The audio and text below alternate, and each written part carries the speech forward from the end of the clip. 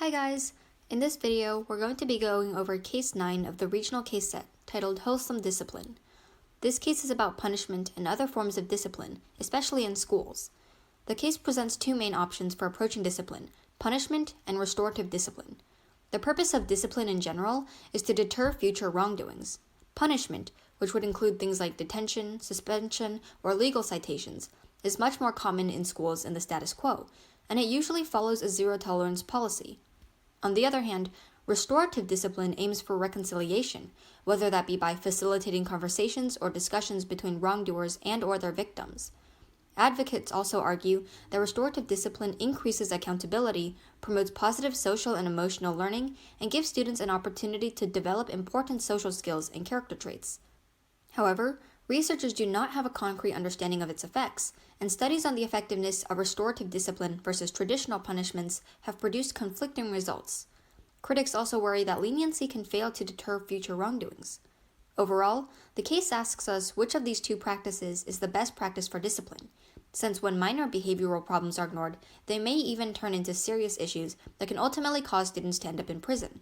So, before we get into the case questions, here are some other questions I think you guys might want to consider. Does the age of the student change whether or not they should be punished or not? What about the number of previous wrongdoings the student has committed? The first question asks us, is there a morally significant difference between the use of restorative disciplinary practices on young children in schools as opposed to adult offenders? Now, this is a really interesting question, especially for us to approach, since none of us are adults and we can't really understand how restorative discipline affects adults as opposed to kids like us. I do want to start this discussion with a new concept. Moral agency. Moral agency is defined as an individual's ability to make moral judgments based on some sort of internal compass and their understanding of what's right and what's wrong. Now, obviously, the vast majority of adults have moral agency. However, the same might not be true for kids.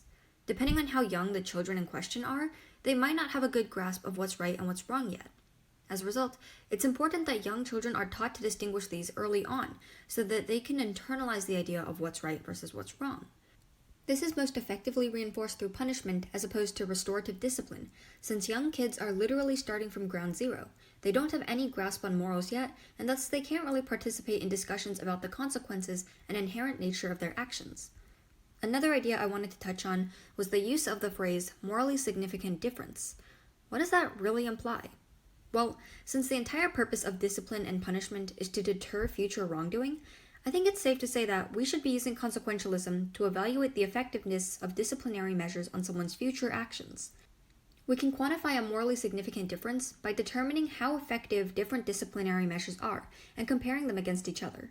The most morally effective measure would be the one that best reduces future wrongdoing. Using this type of scale will help us quantify our answer to the question. Next, the second question is, what obligation do victims, whether that be individuals or communities, have to offenders?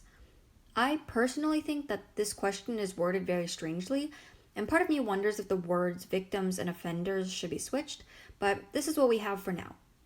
One way I think we can approach this question is by using some of the information provided to us in the case itself. The case mentions that restorative discipline involves facilitating conversations between victims and offenders, so it is possible to say that victims have the obligation to confront and engage in discussions with their offenders. However, I would caution against completely agreeing with that idea, since we also need to talk about the concept of victim blaming. Although there is a distinction between victim blaming and obligating victims to take some sort of action, it still seems slightly unfair for a victim to owe anything to the perpetrator. Of course, it's arguable that everybody, from victims to offenders and everyone else in between, have the obligation to do whatever they can to support their community. So perhaps there is a certain threshold where victims do have the obligation to engage in discussion, as long as the offense committed against them was minor. So please take some time to think about that before our next meeting. And in the meantime, let's move on to Case 12. Now that we've wrapped up our discussion on Case 9, let's move on to Case 12, titled Harper's Bizzare. We decided to put these two cases in the same video since they both only have two case questions. Anyhow, Case 12 is centered around cancel culture, also known as call-out. The case introduces Harper's Magazine's Letter on Justice and Open Debate, which condemns cancel culture. This letter, which was signed by 153 public figures, characterizes cancel culture as something that stifles and suppresses dissenting voices and unpopular opinions. Given the rise of attacks on the free press, anti-democratic autocracies around the world, and conspiracy theories, Harper's letter encourages free speech and expression. Additionally, other people say that the effects of being canceled, which includes everything from online shaming to even lost jobs and careers, are far too severe. However, proponents of cancel culture argue that some ideas are so objectively wrong or harmful that they should never even be voiced, and that calling out these ideas is necessary to creating safe spaces online. They even counter Harper's letter by speculating that those in power are simply trying to use freedom of speech as a defense against the real-life harms their speech may have. So with that, let's get into the case questions. The first case question asks us, if we take seriously the idea that some ideas are behind the pale of reasonable expression, how do we distinguish those ideas? What ideas are worthy of cancellation, and who decides? I want us to approach these questions starting with the third one. Who decides what topics or ideas can be canceled? At least for me, I think the way this question is worded is an important clue. The fact that the question is asking us to name a person or a group of people with the power to determine what opinions are okay to voice does not seem quite right. No one individual should have that type of power. With that being said, I think the best answer would be something along the lines of society. Whatever the vast majority of society deems objectively wrong should be canceled. And what I mean by objectively wrong would include ideas that deem certain people as inferior or deprive a certain group of people of their fundamental rights. Of course, however, I'm sure that you guys probably have different ideas and ways of approaching this question, so we will for sure dive into this question more during our actual meeting. The second question opens up the discussion to broader terms and asks, is the freedom of speech intrinsically valuable? Can it be overridden by other competing values?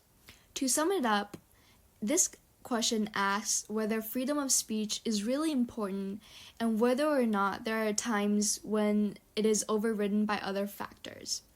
In our society, we have many things that freedom of speech cannot cover. Such examples include threatening someone, defamation, blackmail, etc. In these cases, we see that the other factors mentioned in the question do override your right to freedom of speech. And here's something for you to think about. What do you think these things have in common so that freedom of speech cannot be applied when coming in contact with these examples? In addition, society expects us to not say things that are obviously hurtful to a person. Although not strictly enforced by law, we're expected to not say racist or sexist things. Even further down the line, we're expected to not bring up painful history to a person. From a case in the previous year, there was a dilemma that overlaps with this case in some ways. In that case, a modern-day Nazi brought up points that are painful to a generation of Jews who have been subjected to tremendous hate throughout history, as obviously many of you know. In these cases, the other competing values, or just simple human decency, also overrides freedom of speech to most people. And here is a thought left for you to think about. Where do we draw the line between freedom of speech and things that are hurtful or should not be said? Have a great rest of your day while you keep these questions in your thoughts, and we will see you next time.